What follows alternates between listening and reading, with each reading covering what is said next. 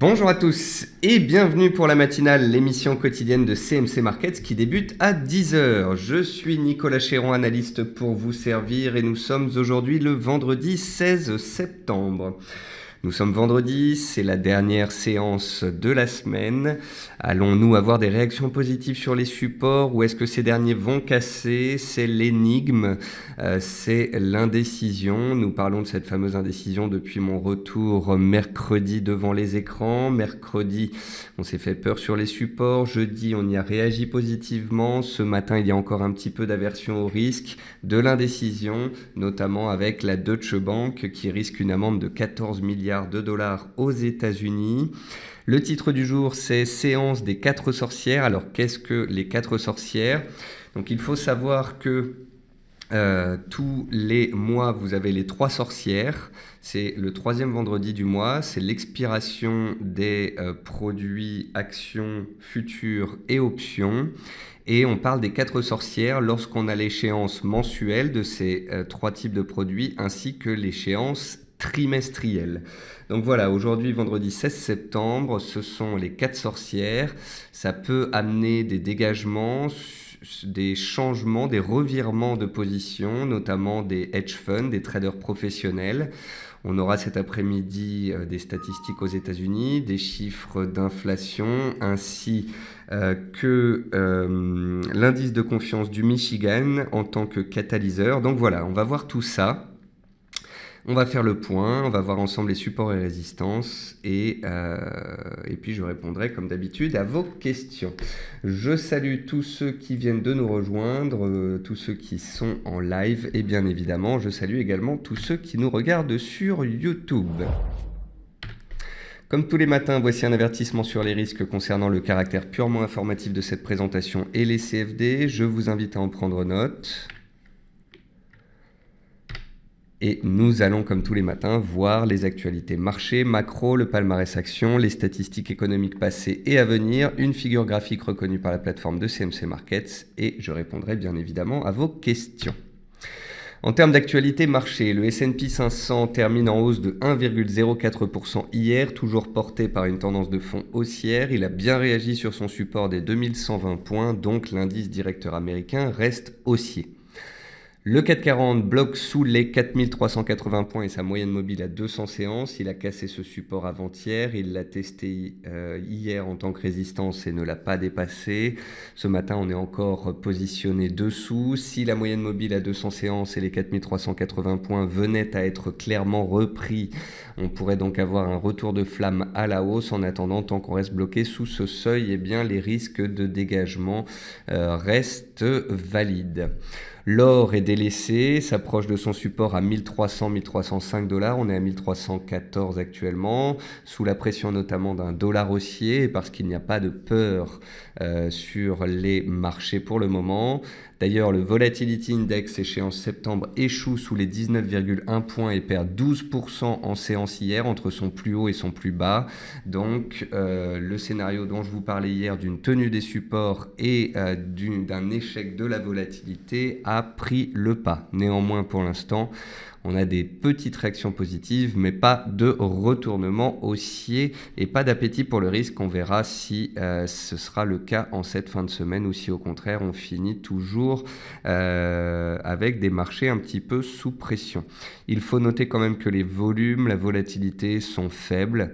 On est à la rentrée, on est à la mi-septembre, on attend les banquiers centraux, notamment la Banque du Japon et la Fed la semaine prochaine. Je n'attends pas grand-chose de ces rendez-vous, mais j'espère grandement que ces rendez-vous entraîneront des décalages. Le dollar index évolue dans un carcan de 0,65% cette semaine entre 95,1 et 95,65 points. Autant dire qu'il ne bouge absolument pas. On commencera d'ailleurs la partie graphique avec le dollar index. Je voulais vous montrer que, en fait, étant donné l'indécision sur les fondamentaux, ça crée de l'indécision sur le dollar américain, ça crée des situations de triangle ou de range sur les actifs dénominés en dollars que sont l'or, le pétrole, les paires en dollars. Et donc, il ne se passe absolument rien sur ces marchés et on n'a pas de signaux directionnels pour le moment. Mais comme d'habitude, on va définir les supports et résistances à suivre au cas où, enfin, on aurait des signaux. En termes d'actualité macroéconomique, JP Morgan considère le repli des ventes au détail américaines comme légitime. Donc hier, on a eu des ventes au détail en baisse à une baisse supérieure au consensus, on le verra dans la partie statistique.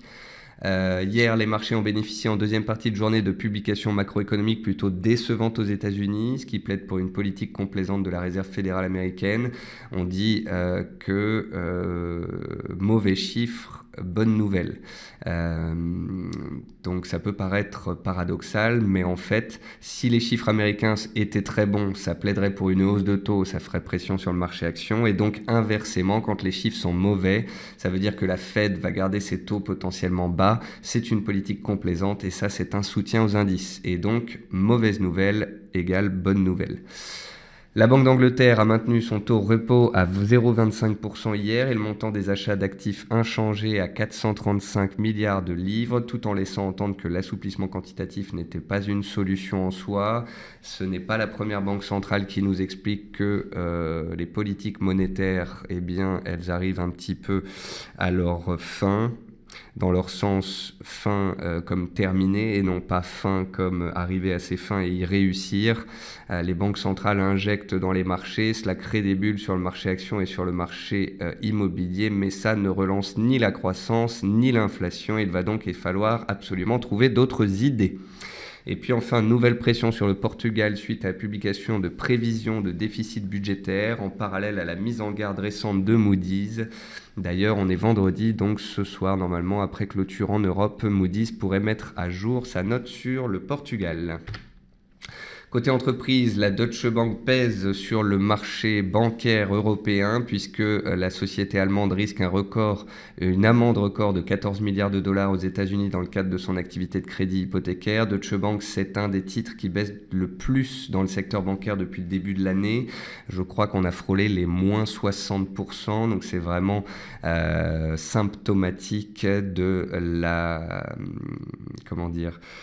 de la décrépitude du secteur bancaire européen dans son ensemble, et ce depuis un an et demi.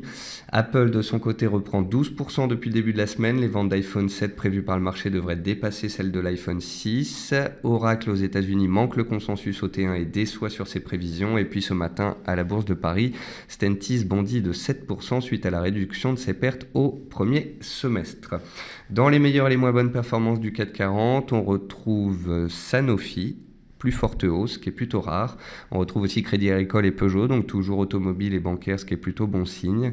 Et en fait, je vous dis cela, mais effectivement, BNP et SOG sont dans le rouge. Et en plus de cela, j'ai pris cette photo d'écran autour de 9h30 et par la suite, la baisse sur les bancaires s'est accentuée. Donc c'est un peu particulier. On a un marché qui semblait vouloir tenir ce matin, mais justement, la Deutsche Bank pèse sur le secteur bancaire, sur la plupart d'entre elles. Et c'est ça qui fait qu'on n'arrive pas à rebondir nettement. Côté statistiques passées, donc les ventes au détail aux États-Unis étaient inférieures aux attentes hier, à moins 0,1 alors qu'on attendait à 0,3 de hausse. L'indice de la Fed de Philadelphie était positif à 12,8, supérieur aux attentes de 1,1. Et la production industrielle est ressortie en baisse de 0,4% alors qu'on attendait moins 0,2. Donc globalement, les chiffres étaient pas très bons et ça a permis aux indices de tenir. Je sais, c'est paradoxal, mais c'est ainsi. Ce jour, on est vendredi, on aura deux chiffres d'importance. Le CPI, donc l'indice des prix à la consommation, ce sont les chiffres d'inflation aux États-Unis. Et puis à 16h, l'indice de sentiment de l'Université du Michigan qui sera le dernier catalyseur de la semaine. Côté figure graphique, j'ai sélectionné la même figure qu'hier. C'est un biseau descendant potentiel sur Renault, noté 4 sur 5. J'ai choisi cette figure pour vous montrer que ça ressemblait beaucoup au 440. Le 440 a un support à 4380 points, de la même façon que Renault avait un support vers 71,50.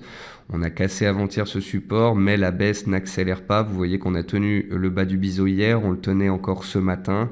Donc pour moi, Renault, c'est exactement ce qui se passe sur le CAC. On est dans une consolidation de court terme, on plie mais on ne rompt pas. Donc si on accélère sous les plus bas d'hier, sous les plus bas d'hier sur Renault comme sur le CAC 40, sur les 4340 points, eh bien, c'est que les vendeurs prennent la main, qu'on casse la figure par le bas et qu'on accélère potentiellement dans une correction, notamment si le VIX, l'indice de volatilité, venait à augmenter. Par contre, tant qu'on tient cette zone de prix, les espoirs haussiers restent probables et défendables. Et donc, on verra ce qu'il se passe d'ici la fin de cette semaine.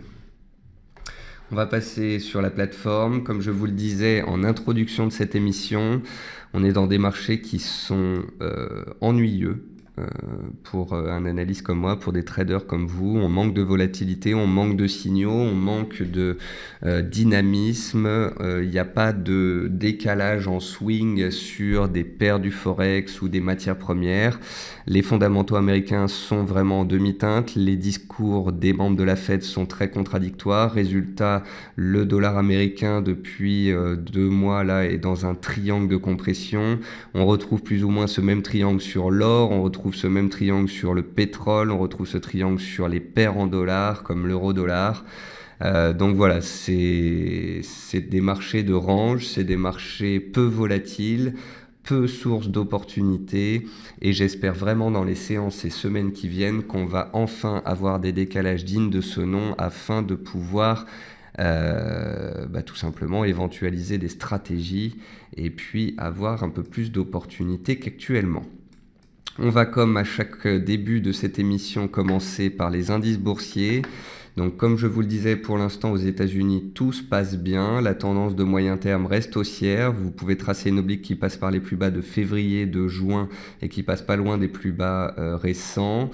Le S&P a bien rebondi sur son support à 2120 points et a gagné un petit peu plus d'1% hier. Il est en petite consolidation légitime ce matin après sa hausse d'hier assez volatile. Donc voilà, aux États-Unis, c'est biais baissier à court terme toujours présent suite à la cassure de vendredi dernier du support à 2158 points qui devra absolument être repris pour que les acheteurs reprennent la main. Mais à moyen terme, ne l'oublions pas, la tendance est haussière, on est sur des supports et tant que ces supports tiennent, le marché directeur reste haussier et il n'y a donc pas de raison que l'Europe corrige très fortement. Néanmoins, parce que les États-Unis tiennent et que l'Europe sous-performe, eh bien on peut constater que sur le CAC et le DAX, on ne réagit pas aussi bien qu'aux États-Unis. Le DAX, lui, est un petit peu plus solide que le CAC 40.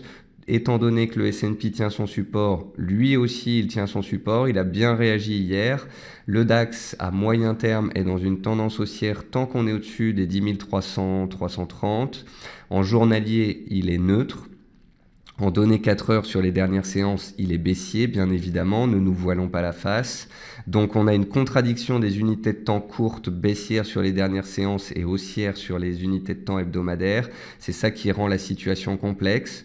Dans ces cas-là, si vous ne savez pas, ça ne sert à rien de faire des paris. Dans ces cas-là, l'intraday est peut-être moins évident et par contre, les niveaux journaliers sont peut-être plus pratiques à travailler. Le DAX a tenu hier, aujourd'hui il consolide, c'est la Deutsche Bank qui pèse sur le secteur bancaire qui explique cette baisse. On verra cet après-midi si on a des catalyseurs suffisants pour décaler. Si et seulement si on venait à casser les 10 320-300 points sur le DAX en cours de clôture journalière et hebdomadaire, alors je voudrais bien vous dire qu'on casse un range par le bas, que c'est un signe de poursuite de la consolidation, qu'on passerait alors en correction, que la volatilité va peut-être accélérer et que les vendeurs prennent la main. En attendant, à court terme, depuis que je suis rentré, le DAX travaille ce support. Pour l'instant, il ne le casse pas. Pour l'instant, il n'y a pas de catalyseur suffisant pour pouvoir briser ce support. Je me dois donc, comme analyste technique, de rester factuel. Le support tient, ce n'est pas cassé et donc on verra dans les séances à venir si on réagit positivement ou non. La zone de support, c'est les 10 330 points. À court terme, il serait positif si aujourd'hui on cassait les 10 420 points, le cours d'ouverture, que les acheteurs prennent la main. Et une cassure des plus hauts d'hier à 10 475 points permettrait aux acheteurs de reprendre clairement la main à court terme.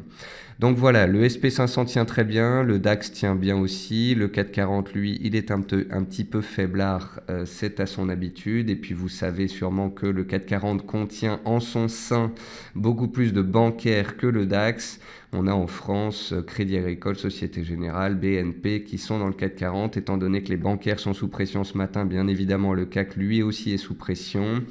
À court terme, il est neutre entre 4340 et 4380. Si on casse les 4340, on ira très certainement à 4300. Si au contraire, on arrivait enfin à reprendre la MM200 et les 4380 points, alors on pourrait espérer un retour vers 4450 points.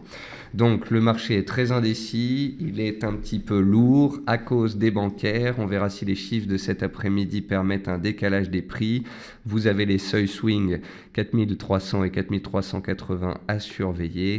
Et vous pouvez regarder la volatilité en parallèle qui vous aidera à voir si les acheteurs ou les vendeurs ont la main.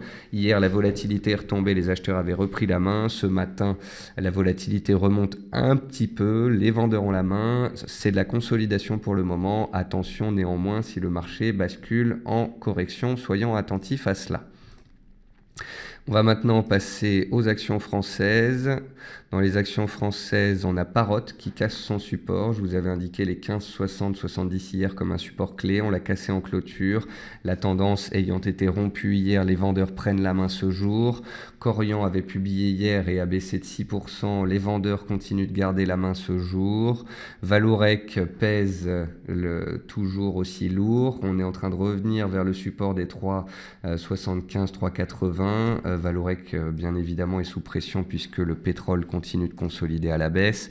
On retrouve aussi dans les baisses Société Générale. Vous pouvez voir que Société Générale est sur le fil du rasoir. Est-ce que le titre va casser son oblique haussière et entamer une consolidation un peu plus profonde? La fin de séance sera d'importance pour constater cela.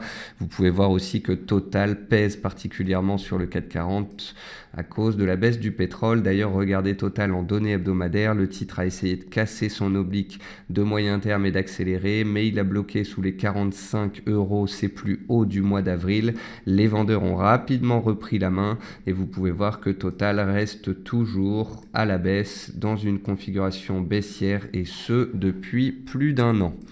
Dans les hausses, on retrouve bizarrement Natixis qui arrive quand même à tirer son épingle du jeu ce matin. On retrouve aussi des biotech comme Nicox qui fait un petit rebond technique et Genfit qui tente le rebond technique également sur le gap qu'on a identifié hier entre 21,80 et 22,30. J'en ai parlé dans l'émission hier et vous avez aussi Tradosor, le partenaire de CMC Markets avec qui je m'entends très bien et qui fait beaucoup d'analyses technique qui avait fait une vidéo exprès hier sur le titre Genfit. Sinon, dans les hausses, on retrouve très peu de titres en hausse et je n'ai pas particulièrement de choses à vous dire dessus.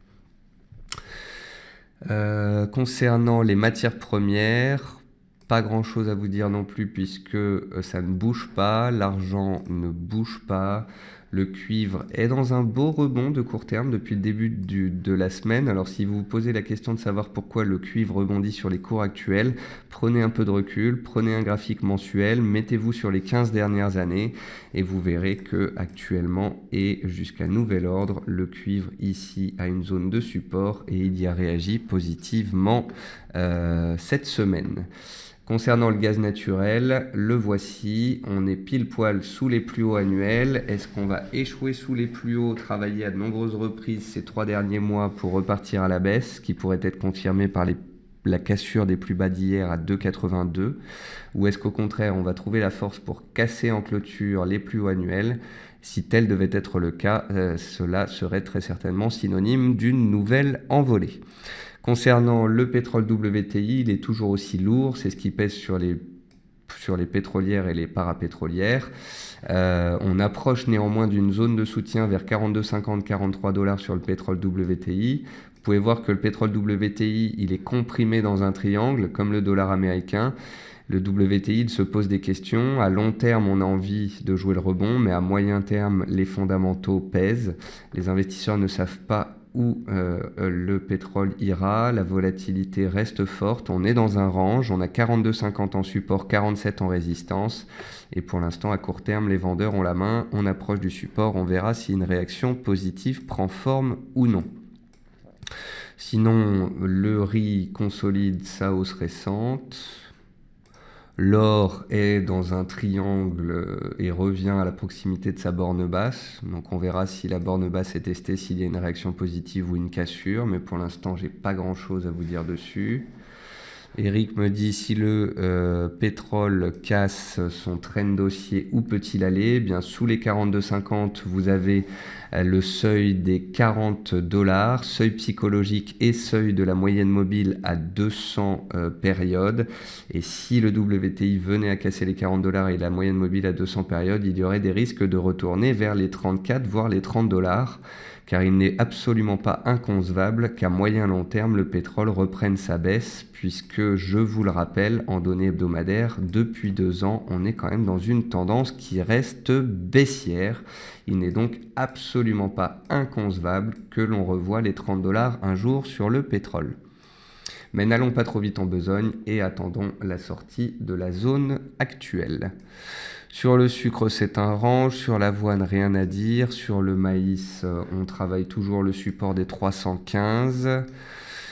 Sur le jus d'orange, c'est toujours haussier. On est toujours dans une belle tendance haussière, et ce jusqu'à nouvel ordre. Et sur le blé, les cours sont stables. Donc pas grand-chose à vous dire en ce moment sur la matière première.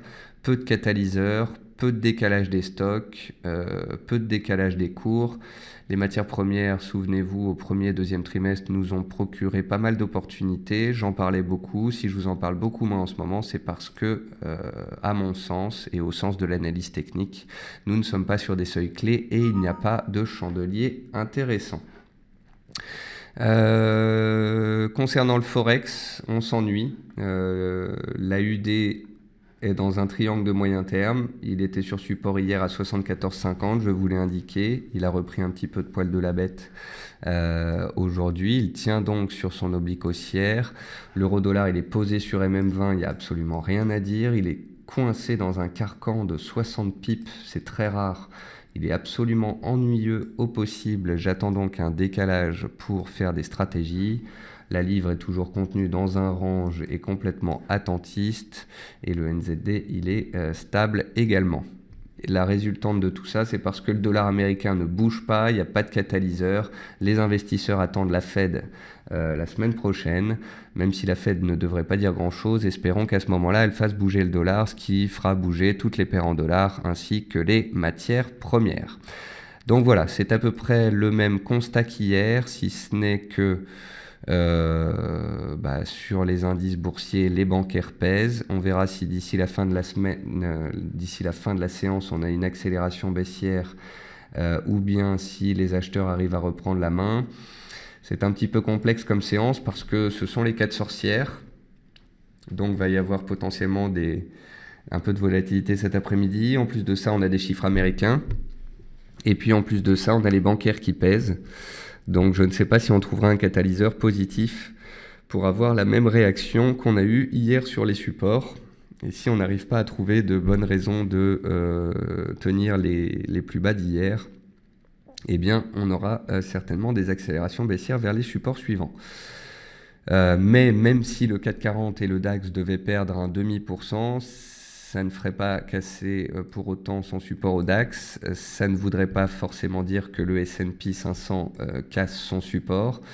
Donc permettez-moi simplement d'être factuel. Le S&P 500 est aussi en données hebdomadaires et il est aussi au-dessus des 2120 et de son support, c'est l'indice le plus fort. Le 440, lui, il est baissier, il est sous support et il est grévé par la baisse des bancaires.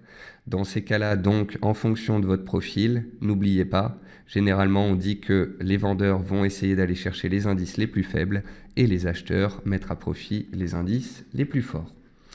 Je vais maintenant répondre aux questions récentes. Donc, Francis, je pense que j'ai répondu à votre question sur le CAC et le DAX. Yas me demande quels sont les réglages que vous utilisez pour les bandes de Bollinger. J'utilise les bandes de Bollinger par définition avec les réglages normaux, c'est-à-dire une période de 20 et un écart type de 2. Ce sont les bandes de Bollinger que tout le monde utilise et il vaut mieux utiliser ces indicateurs de la façon dont il a été construit et non pas en le modifiant. Jean-Michel me demande de parler de l'AUS 200, donc l'indice australien.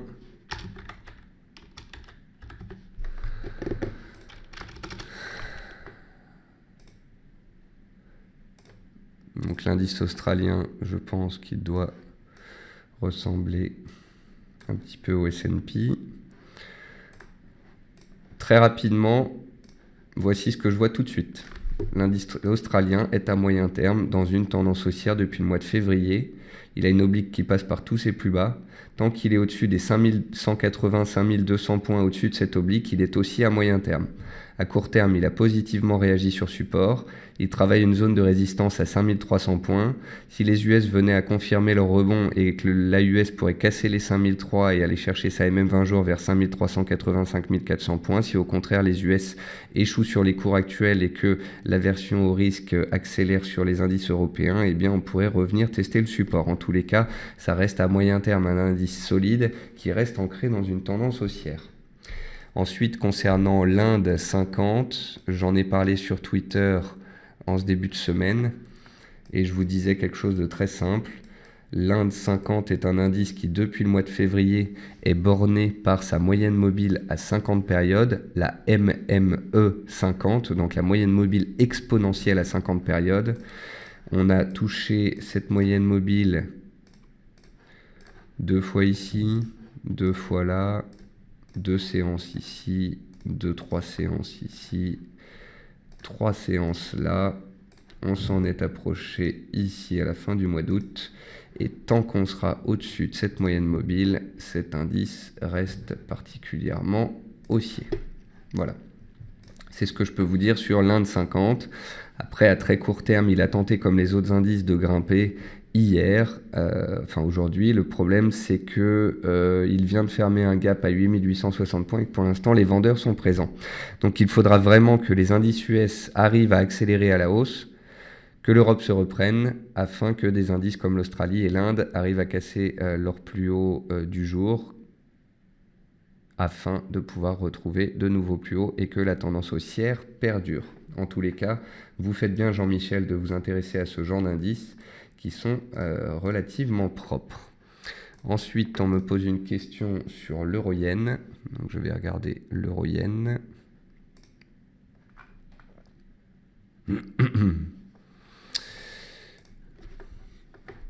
Donc l'euro-yen, c'est une tendance baissière depuis déjà un bout de temps, depuis juillet 2015, donc depuis à peu près le point haut sur les indices boursiers. Vous pouvez voir qu'avec un graphique Ishimoku, à chaque fois qu'on est rentré à proximité du nuage, on a bloqué. Donc résistance ici, résistance là, résistance ici. On a eu de nouveau résistance dans le nuage, donc ici, là. Ici, on s'en est approché, on a buté. Ici, on s'en est approché, on a buté. Et ici, on a, pareil, réintégré le nuage et on a buté. Tant que l'euro-yen sera dans cette tendance et n'arrivera pas à dépasser son nuage Ishimoku, qui cadre très bien la paire euro-yen, il restera baissier avec des risques baissiers. À très court terme, le petit point positif, c'est qu'on arrive à tenir la zone des 114 yens. Donc voilà. Si on casse les 114 yens, on accélère à la baisse, on reprend la tendance de moyen terme baissière. Si on arrive à casser les 116, le haut du nuage, et enfin à s'extraire enfin du nuage, on pourrait avoir un rebond digne de ce nom. Mais force est de constater que depuis plus de 8 mois, le nuage bloque. Donc, vous me permettez d'être complètement factuel et de vous dire que jusqu'à nouvel ordre, et tant qu'on sera sous ce nuage, ça restera baissier. Voilà, j'ai fait le tour. J'ai fait le tour de vos questions. Concernant le money management, je vous laisse voir en fonction de votre style et de votre façon de faire. On espère que les marchés décaleront. Ne suragissez pas à des petits pics de volatilité. Et n'oubliez pas, en fonction de votre biais, de bien choisir votre indice, car les US restent haussiers et le CAC reste baissier. Je vous souhaite à tous une bonne séance, un bon appétit et un bon trading. Bon repos ce week-end et je vous retrouve lundi en pleine forme à 10 h pour la matinale.